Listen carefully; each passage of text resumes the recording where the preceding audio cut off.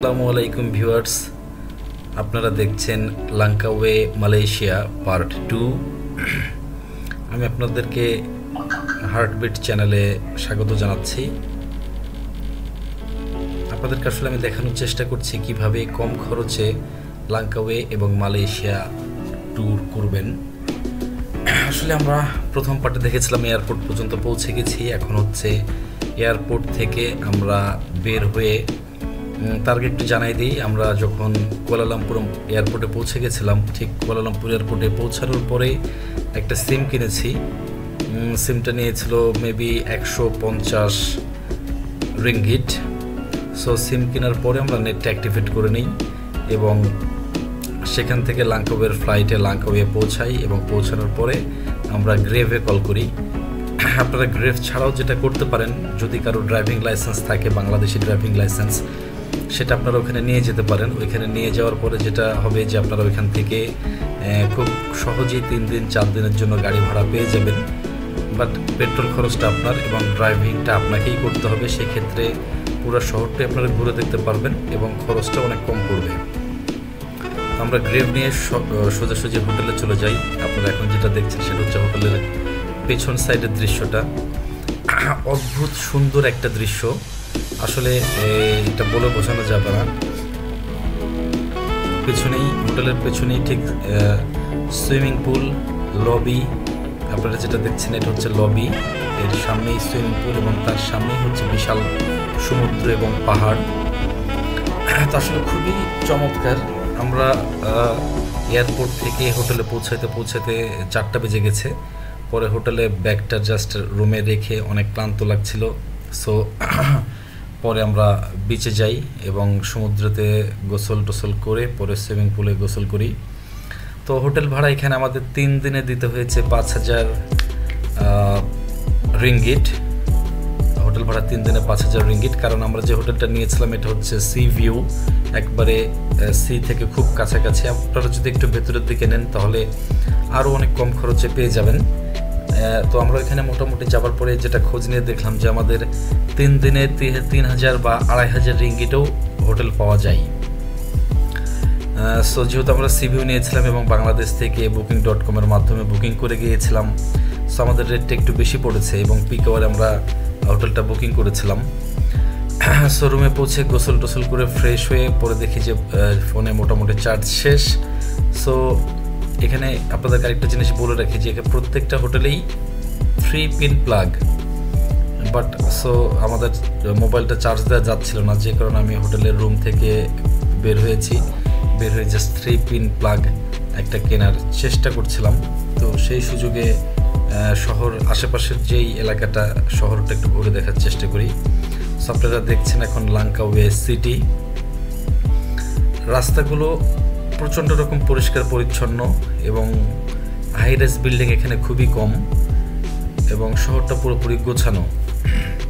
এবং সবচেয়ে মজার ব্যাপার আমার কাছে যেটা মনে হয়েছে, এখানে 4 দিন ছিলাম, 4 দিনে একটা পুলিশও আমরা দেখি নাই কোথাও। বাংলাদেশে যেটা দেখি মোড়ে মোড়ে পুলিশ দাঁড়িয়ে আছে, পাহারা দিচ্ছে, ট্রাফিক, যানজট, ধোয়া। বাট ওইখানে ধোয়া, কোনো ধরনের যানজট, কোথাও কোনো ট্রাফিক পুলিশ বা নর্মাল যে পুলিশ সেটাও কোথাও দেখিনি এবং অনেক পরিষ্কার পরিচ্ছন্ন গোছানো একটা শহর। সো এই সময়টা আসলে ইফতারের বেশ কিছুক্ষণ আগে, তখন অলরেডি মোটামুটি বিকাল 5টা বাজে। বাট এটা দেখে মনে হচ্ছে না যে আসলে 5টা বাজে। এখানে দেখে মনে হচ্ছে যে এখন অনেক দুপুরবেলা মনে হচ্ছে। সো যেহেতু রমজান মাস এবং ওইখানে 29-30 রোজা ছিল, মানে যেটা ঈদের আগের দিন। সো বেশিরভাগ দোকানপাট বন্ধ হয়ে গেছে, তারা বাসায় চলে গেছে, যেহেতু এটা মুসলিম কান্ট্রি। সো ইফতার করার জন্য বেশিরভাগ দোকানদারই বাসায় চলে গেছে। তো অনেক খোঁজাখুঁজির পর এক জায়গায় আমরা 3 পিন প্লাগটা পেলাম এবং রুমে এসে চার্জ করে ফোনটা চার্জে দিয়ে বের হয়ে গেছিলাম। বের হয়ে ইফতারটা করে ফেলি এবং ইফতারটা হয়েছে ওখানে 7:45-এ। সো মোটামুটি রাত 8টা পর্যন্ত ওইখানে আলোকিত থাকে। 8টার দিকে সন্ধ্যা হয়। তারপরে ইফতার করে আমরা কিছুক্ষণ রেস্ট নিয়ে পরে বের হয়ে যাই হোটেল থেকে রাতের সিনারিটা দেখার জন্য বা রাতের লাঙ্কাওয়েটা কেমন এটা দেখার জন্য। এখন আপনারা যেটা দেখছেন এটা হচ্ছে রাতের লাঙ্কাওয়ে। পুরো নিরিবিলি একটা শহর, ছিমছাম, খুব গোছানো, এবং এখানকার মানুষজন হচ্ছে অনেক হেল্পফুল এবং অনেক জেন্টাল। সো এই জিনিসটা আমার কাছে খুব ভালো লেগেছে। আমাদের সাথে ছিল মিস্টার রূপন। এখন আপনারা দেখছেন লাঙ্কাওয়ে রাতের সিনারিটা, রাতের লাঙ্কাওয়ে সিটিটা কেমন।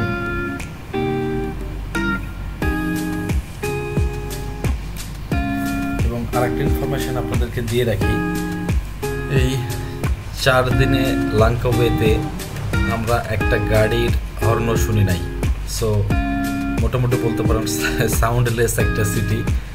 যেহেতু ঢাকাতে থেকে আমরা অভ্যস্ত চারিদিকে হর্ন, গাড়ির শব্দ, বাট ওইখানে যে কোনো গাড়ির হর্ন শুনি নাই এবং খুবই নিরিবিলি। এবং লাঙ্কাওয়ে সিটিটা হচ্ছে চকলেটের জন্য বিখ্যাত। এখানে আপনারা ডিউটি ফ্রি বিভিন্ন শপ আছে যেগুলো থেকে চকলেট কিনতে পারবেন এবং প্রাইসটাও মোটামুটি রিজনেবল। আমার কাছে খুব ভালো লেগেছে। আমরা আসলে ঘুরে অনেক মজা পেয়েছি। এবং এখানে যে সমুদ্রটা আছে কক্সবাজারের মতো আমরা হয়তো এত দূর পর্যন্ত যেতে পারি না এখানকার সমুদ্রে, কারণ এখানের পানির নিচে অল্প কিছু দূর, হাঁটু পর্যন্ত হয়তো আপনি ম্যাক্সিমাম যেতে পারবেন। এরপর থেকে শুরু হয় নুড়ি পাথর। সো ওটাতে পা কেটে যাওয়ার চান্স থাকে এবং পায়ে প্রচণ্ড ব্যথা লাগে। সো ম্যাক্সিমাম আপনি হাঁটু পানি পর্যন্ত নামতে পারবেন সমুদ্রতে। এবং সমুদ্রের আশেপাশ জুড়ে পুরোটাই হচ্ছে পাহাড়। সেটা পরবর্তীতে আছে, ভিডিওটা আপনারা দেখবেন। তো রাতের ডিনার করার জন্য আমরা যাই ম্যাকডোনাল্ডসে এবং সেইখানে আমরা বার্গার এবং ড্রিঙ্কস অর্ডার করি। এখানকার খাবারগুলো হচ্ছে আধা সেদ্ধ ভাত, ভেজিটেবল সেটাও আধা সেদ্ধ। সো লাঙ্কাওয়ের আসলে খাবার খেয়ে যেহেতু আমরা বাঙালি খুব একটা মজা পাইনি। লাঙ্কাওয়ের খাবারটা আসলে ভালো লাগে না, বাট এখানকার ফ্রুটসটা ভালো। এখানে প্রচুর ফ্রুটস পাওয়া যায়। আপনারা দেখবেন রাস্তা দিয়ে হাঁটার সময় বেশিরভাগ দোকানে ফ্রুটস বিক্রি করছে, স্ট্রিট ফুড। সো ফ্রুটস এবং ফ্রুটস জুস আমরা প্রচুর খেয়েছি কারণ প্রচণ্ড গরম ছিল। এবং আপনারা চেষ্টা করবেন লাঙ্কাওয়েতে যাওয়ার সময় অবশ্যই সঙ্গে ছাতা নিয়ে যাওয়ার জন্য। এখন আপনারা যেটা দেখছেন এটা হচ্ছে আমরা সি বিচের কাছাকাছি চলে এসেছি। তো সি বিচে ঢোকার যে গেটটা বা মুখটা, এখানে এভাবেই গাছটাকে সাজানো হয়েছে এবং খুবই ভালো লেগেছে আমার। এই সি বিচটার নামটা হচ্ছে Pantai Cenang beach, Langkawi, Malaysia. So এখন আমরা চ্যানাং বিচে যাচ্ছি এবং চ্যানাং বিচটা ঘুরে দেখার চেষ্টা করছি। তো এই জায়গাটা আসলে অনেক আলোকিত করে রাখা আছে এবং লাইটিং করা আছে। এবং আরেকটা মজার ব্যাপার দেখেছি যে এখানে ঈদ উপলক্ষে প্রচণ্ড পরিমাণ আতশবাজি হয়েছে। পুরো শহর জুড়ে আতশবাজি হয়েছে, কিছুক্ষণ পর পর আতশবাজি হয়েছে। সো আমরা এখন এই যাচ্ছি চ্যানাং বিচ।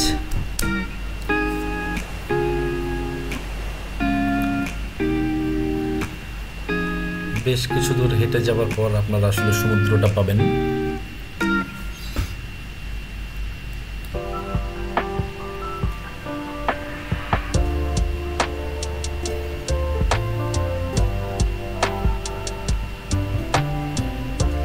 এখন আমরা আছি পান্তাই চ্যানাং বিচ, লাঙ্কাওয়ে।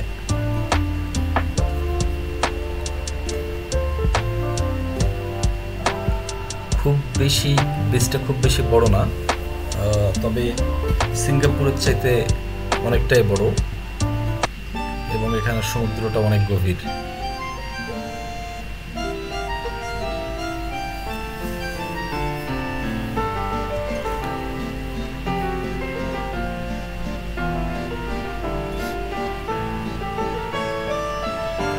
সো সারাদিনের যে টায়ার্ডনেস ছিল ইফতার করার পরে আর অনেক বেশি টায়ার্ড লাগছিল, কারণ এখানে অনেক লম্বা সময় ধরে আমাদেরকে রোজা রাখতে হয়েছে। 8:30টার সময় ঠিক আমরা ইফতার করেছি। আপনারা এখন যেটা দেখছেন সেটা হচ্ছে আমাদের যে হোটেলটায় ছিলাম। ঠিক একটা রিসোর্ট বলা হয়, বেস্ট স্টার রিসোর্ট লাঙ্কাওয়ে। এবং ঠিক সমুদ্রের কাছাকাছি অনেকগুলো রিসোর্ট আছে যেগুলোর সি ভিউ, সেগুলোর ভাড়াটাও মোটামুটি এইরকমই। আপনার হয়তো 3 রাতের জন্য 5,000 রিঙ্গিট আপনাকে খরচ করতে হবে, এবং এক রুমে আপনারা ম্যাক্সিমাম 2 জন থাকতে পারবেন। যদি চাইল্ড থাকে চাইল্ড সহ আপনারা থাকতে পারবেন। এবং আমরা যেহেতু এখন প্রায় রাত 12:30-1টা বাজে, প্রচণ্ড বাতাস, সমুদ্রের গর্জন, এবং সাদা ঢেউ ছাড়া কিছু দেখা যাচ্ছিল না। একটা হিমেল বাতাস, অনেক ভালো লেগেছে। সমুদ্রের পাড় থেকে আসলে রুমে যেতে ইচ্ছা করতেছিল না, কারণ অনেক ঠান্ডা হিমেল একটা বাতাস, সেই সাথে সমুদ্রের গর্জন এবং নিরিবিলি পরিবেশ। এবং পুরো বিচটাতে কোথাও কোনো ময়লা আমরা পাইনি, একেবারে পরিষ্কার পরিচ্ছন্ন। কেউ যদি চিপস খাচ্ছে বা কেউ কোনো ড্রিঙ্কস খাচ্ছে, সেটা নির্দিষ্ট ডাস্টবিনে নিয়ে যেই ডাস্টটা ফেলতেছে।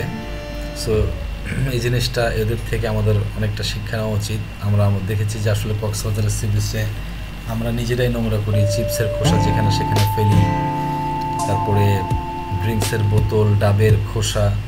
সো আমি সবাইকে রিকোয়েস্ট করব আমরা যেন এটা না করি, নির্দিষ্ট ময়লা ফেলার স্থানেই যেন এগুলো ফেলি, এবং আমাদের যে সি বিচ সেটাকে যেন আমরা পরিষ্কার পরিচ্ছন্ন রাখার চেষ্টা করি। তারপরে বিচে আমরা একটা ফায়ার ক্যাম্প করি। সো এখানে স্থানীয় কিছু লোকজন ছিল, মানে টিনেজার বা ইয়াং এজের, এবং এখানে একটা রেস্টুরেন্ট ছিল। সো ওই রেস্টুরেন্টে আমরা কিছুক্ষণ বসি, কফি টফি খাই। এরপরে হচ্ছে ফায়ার ক্যাম্প করি।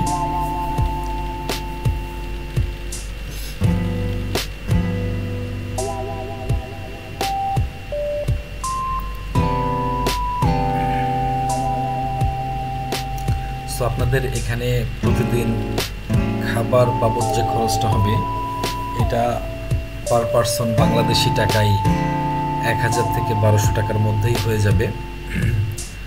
কারণ যেহেতু সকালের ব্রেকফাস্ট আমাদের কমপ্লিমেন্টারি ছিল, সো দুপুরের লাঞ্চ, রাতের ডিনার এবং বিকালের স্ন্যাক্স, এটা 1000 থেকে 1200 টাকার মধ্যেই হয়ে যাবে বাংলাদেশি টাকায়। এবং এখানে বেশ কিছু ইন্ডিয়ান হোটেলও আপনারা পাবেন। ইন্ডিয়ান হোটেল আসলে বিরিয়ানি, স্টিম রাইস এগুলো আপনারা পাবেন, এবং ইন্ডিয়ান যে তরকারিগুলো এগুলো পাবেন। এটাও মোটামুটি রিজনেবল আছে, খুব বেশি হাই প্রাইস না। আপনারা যেটা দেখছিলেন সেটা হচ্ছে বেস্ট স্টার রিসোর্ট, এর ব্যাক সাইডটা, মানে সি ভিউ পয়েন্ট।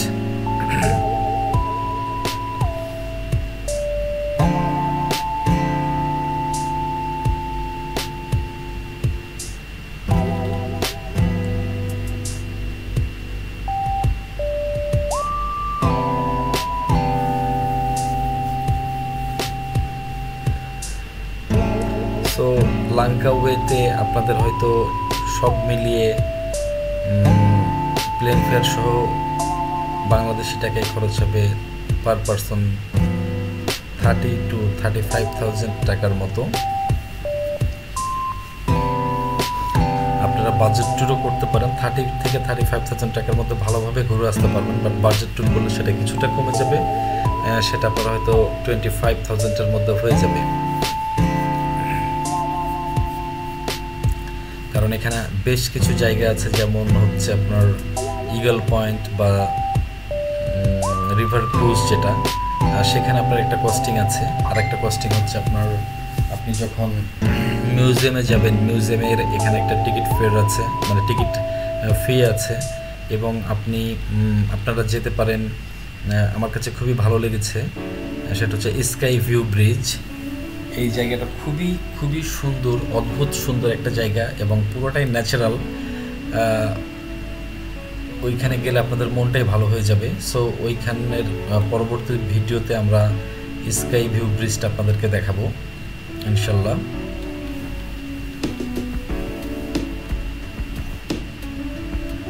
আপনারা এখন দেখছেন চ্যানাং বিচ। এটা ঠিক দিনের দৃশ্যটা এবং আজকে ঈদের দিন। সো সবাইকে অনেক অনেক ঈদের শুভেচ্ছা। এবং ঈদের দিন উপলক্ষে আসলে বিচে মানুষজন অনেক কম। এখন বাজে বাংলাদেশের টাইম হয়তো 11টা থেকে 11:30।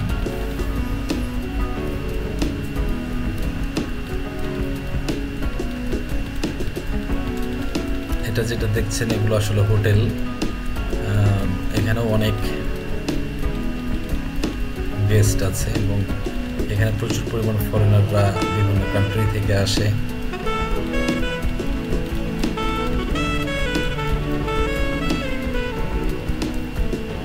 চ্যানাং বিচ, ল্যাংকাওয়ে, মালয়েশিয়া।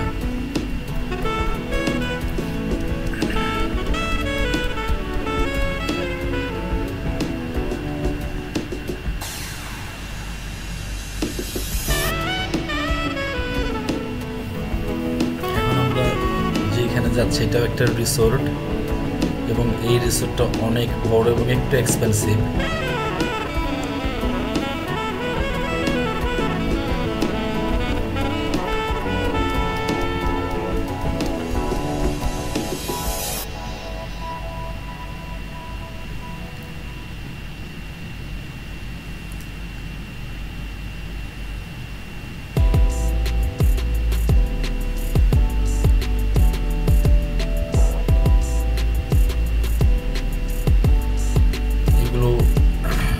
রিসোর্টের এরিয়া। সো এই রিসোর্টে যারা গেস্ট হিসেবে এসেছে তাদের জন্য এই ইজি চেয়ারগুলো রাখা আছে, তারা যেন সমুদ্রটা উপভোগ করতে পারে।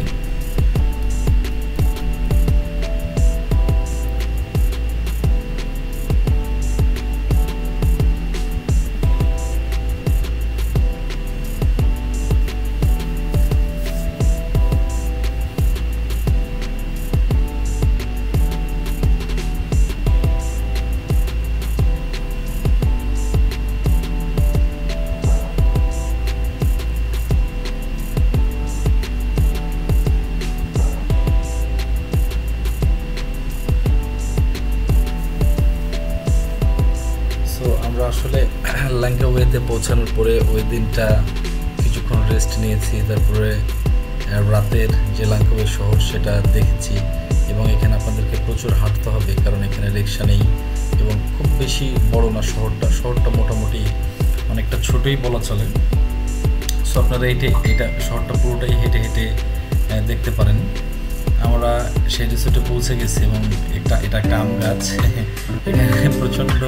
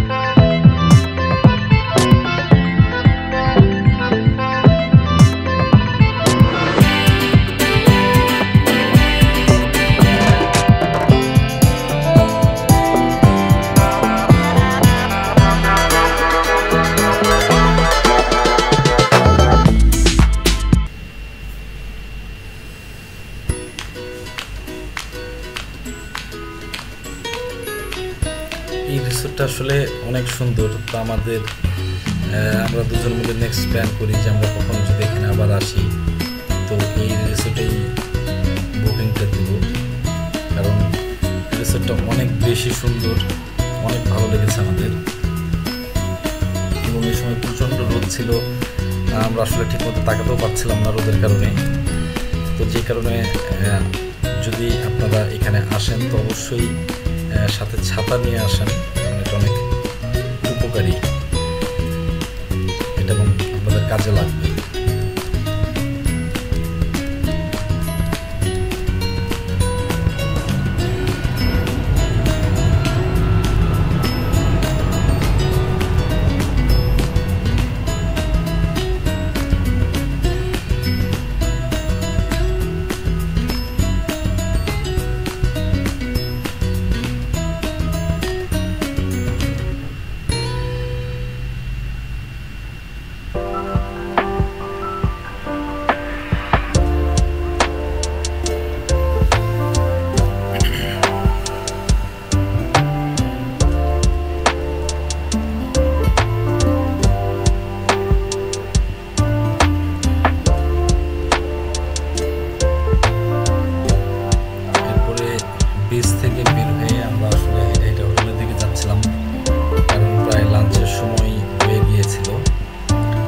যাওয়ার সময় এটা একটা আসলে রেস্টুরেন্টটা একটু বিল্ডিংটা একটু ওল্ড, বাট রেস্টুরেন্টটা আমাদের কাছে অনেক ভালো লেগেছে এবং রেস্টুরেন্টের যে স্টাইলটা সেটাও ভালো লেগেছে। এই ধরনের আসলে আমি কখনো দেখি নাই। বাইরে একটা মেনু দেওয়া আছে, দেখেন আমাদের মিস্টার রূপন চৌধুরী মেনুটা দেখার চেষ্টা করছে। সো আপনি এখান থেকে টেক ওয়ে বাসাতেও নিয়ে যেতে পারবেন এবং এখানে বসেও খাবারটা খেতে পারবেন। সো এখানে মেনুতে প্রাইস সহ খাবারগুলো দেওয়া আছে। এটা হচ্ছে স্পেশাল শেফ মেনু। সো এখান থেকে বাইরে থেকে চয়েস করে সবাই ভেতরে যে খেতে পারেন। এবং আজকে ঈদের দিন, যে কারণে রাস্তাঘাট একটু বেশি পরিমাণ ফাঁকা।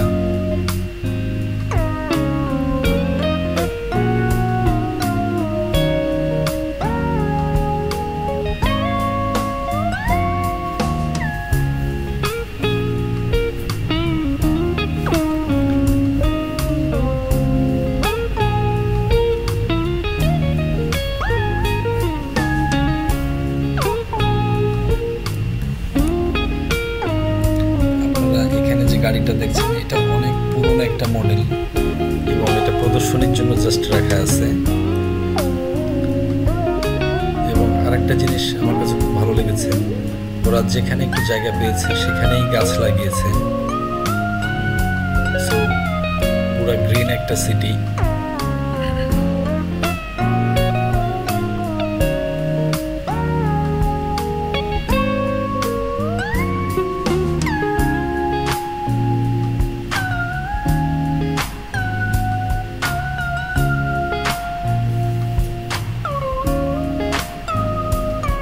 একটা রেস্টুরেন্ট, এটা শহরের মেন রাস্তাটা।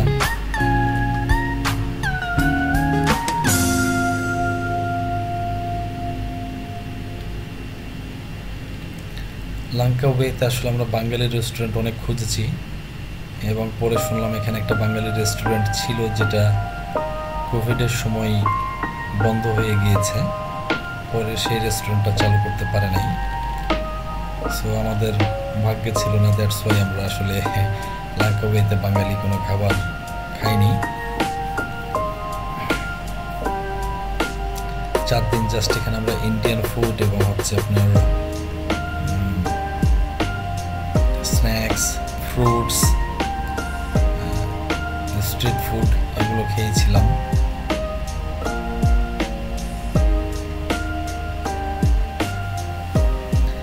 এবং লাঙ্কা ওয়েতে আপনারা শপিং করতে পারেন বেশ কিছু। এখানে চকলেটটা খুব বেশি নাম করেছে, চকলেট নিতে পারেন এবং ড্রেসও পাওয়া যায়, সব কিছুই পাওয়া যায়, বাট একটু এক্সপেন্সিভ।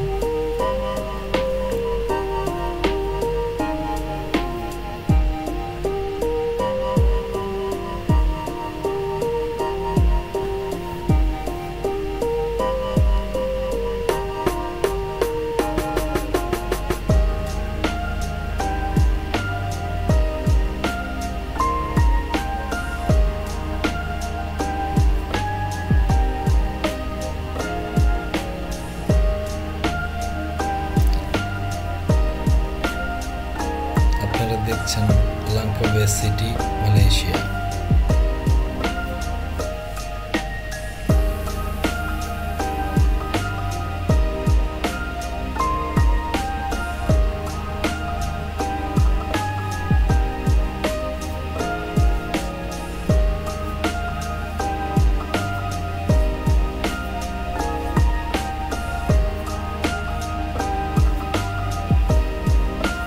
এটা একটা রিসোর্ট।